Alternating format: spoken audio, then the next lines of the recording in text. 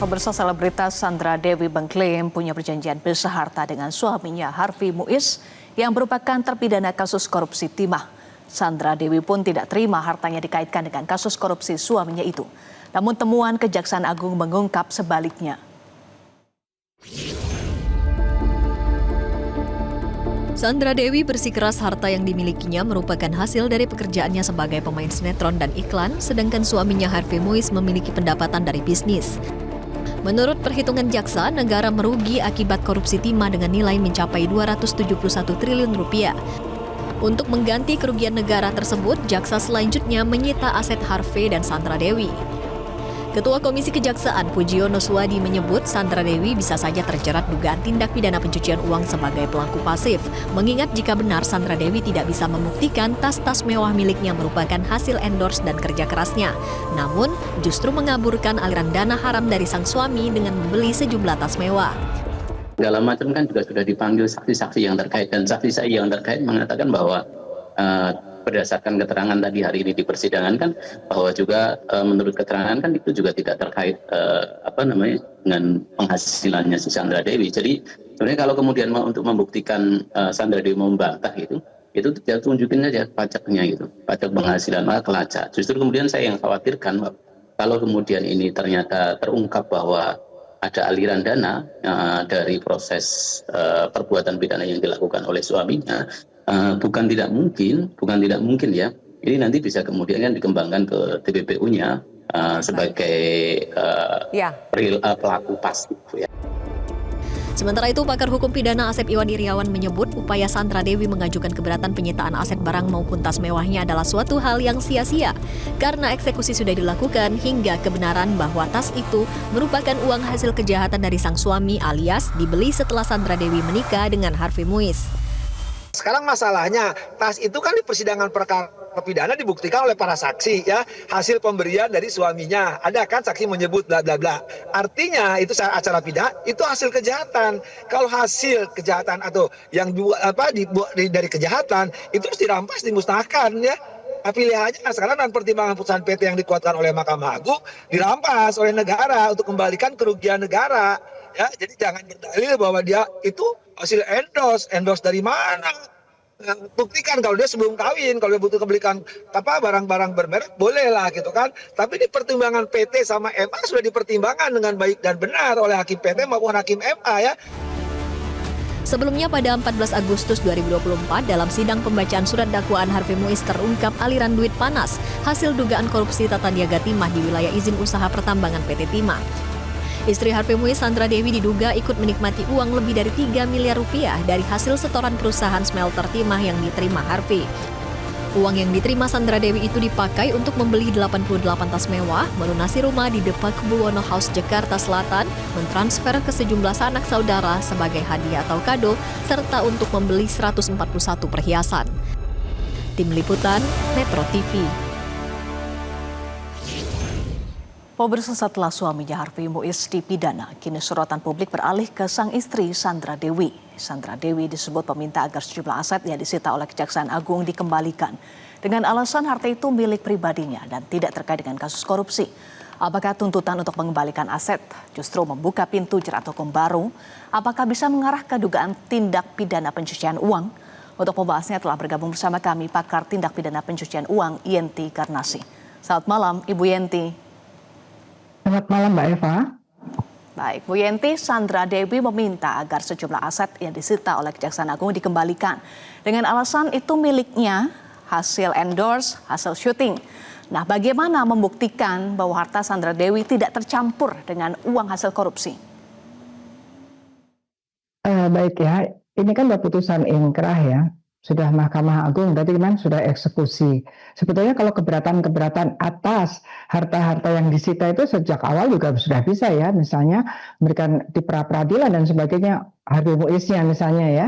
Tapi ini kan tidak. Tapi yang aneh adalah begini, bahwa menurut jaksa kemarin Pak siapa itu ya kan mengatakan bahwa semua ada buktinya semua bahwa ada aliran dana dari Harvey Muiz ke Sandra Dewi. Nah ini penyidik kenapa kalau sudah tahu ada aliran kenapa nggak bersamaan saja dengan Harvey Muiz pada waktu itu, bahwa siapapun yang menerima aliran dana dari Harvey Muiz juga harusnya sama-sama ditersangkakan sebagai pelaku TPPU pasif kalau sejak awal gitu ya, sehingga apa yang dirasakan atau yang diinginkan Sandra Dewi sekarang ini bisa langsung di pengadilan, yaitu kemudian hakim juga bisa meminta Sandra Dewi untuk membuktikan secara terbalik bahwa barang-barang yang dia miliki yang juga tersita itu adalah bukan dari Harvey Muiz, bukan dari hasil korupsi, begitu harusnya gitu. Jadi kalau ini sekarang sangat membuka peluang ya, apa namanya kalau memang jaksa mengatakan bahwa ada aliran dan kemudian hakim juga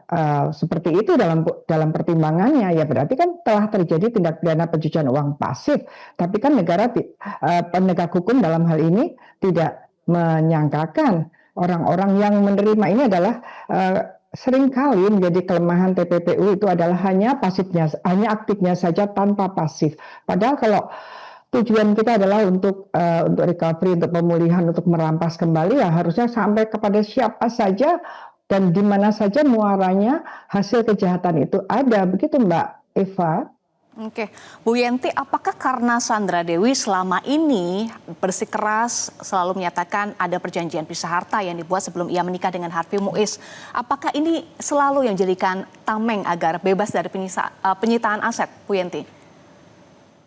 Sita harta itu gini ya, difahami sita harta itu kan perjanjian sebelum pernikahan bahwa harta bawaan terutama itu tidak boleh menjadi bagian dibagi dua atau terjerat untuk yang lainnya. Harta bawaan sebelum menikah kan gitu ya, harta bawaan.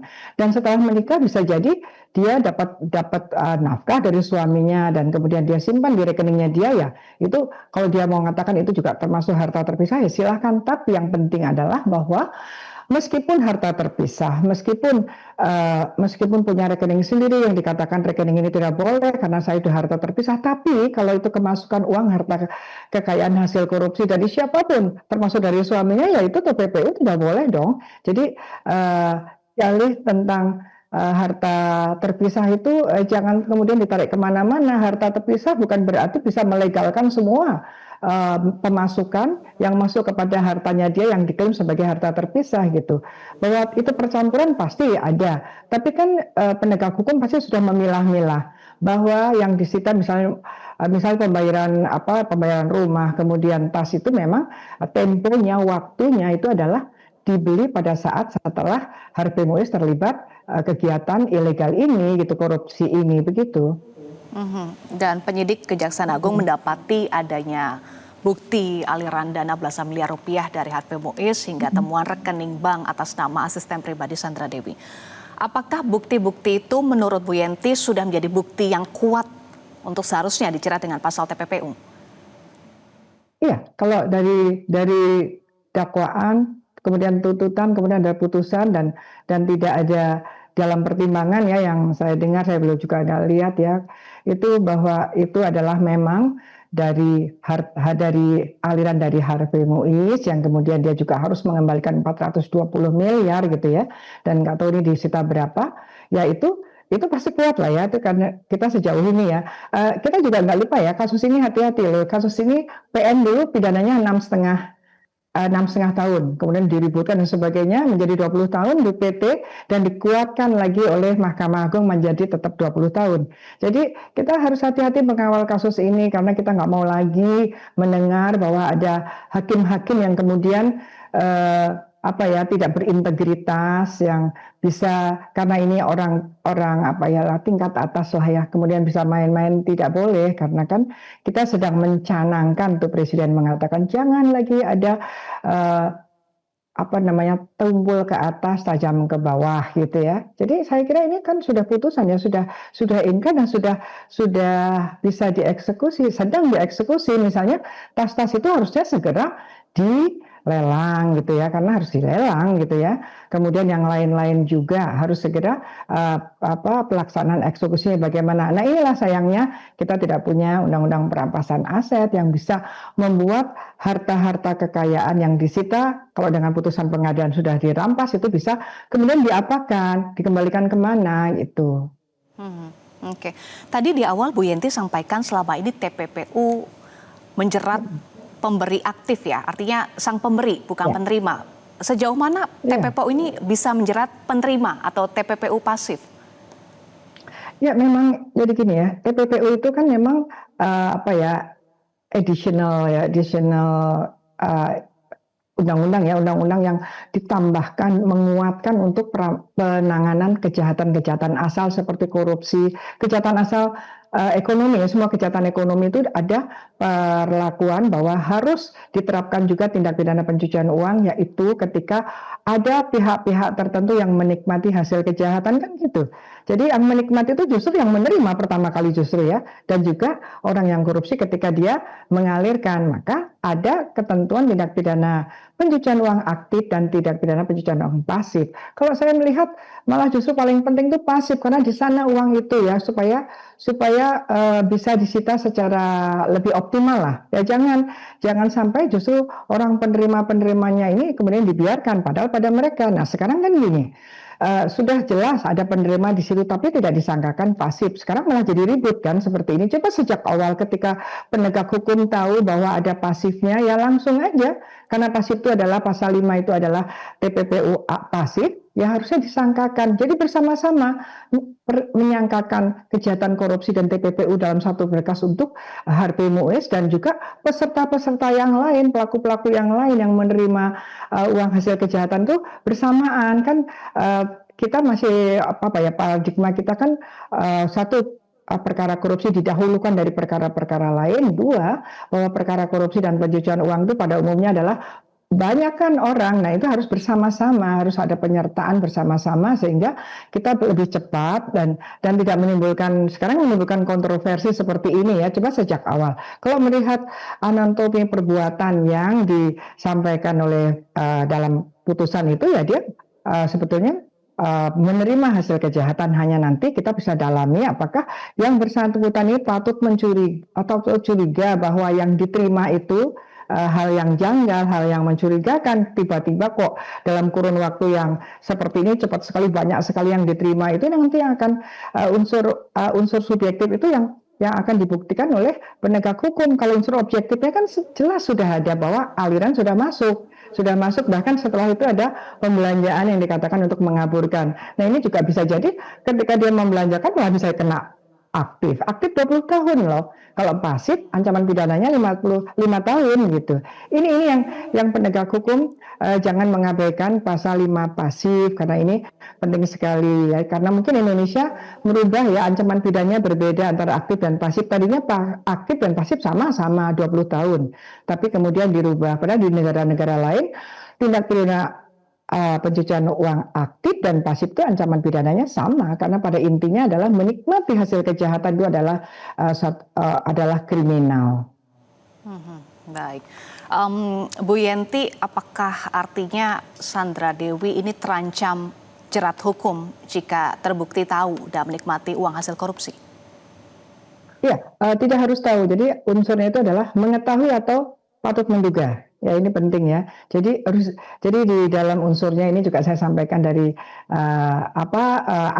aslinya ya kan ini bukan buatan Indonesia, ini adalah konsekuensi kita bernegara itu dikatakan bahwa unsurnya tidak harus mengetahui saja, tapi cukup reason to know itu udah cukup untuk membuat seseorang menjadi pelaku tindak pidana pasif. Jadi memang unsur batinnya itu tahu have knowledge or reason to know that gitu ya. Jadi dia tahu atau beralasan tahu atau curiga bahwa yang diterima ini adalah mencurigakan. Sebagai kata kunci tindak pidana pencucian uang adalah transaksi yang mencurigakan. Transaksi tidak harus jual beli ya, menghadiahkan, mengalirkan itu semuanya adalah terminologi transaksi dalam tindak pidana pencucian uang.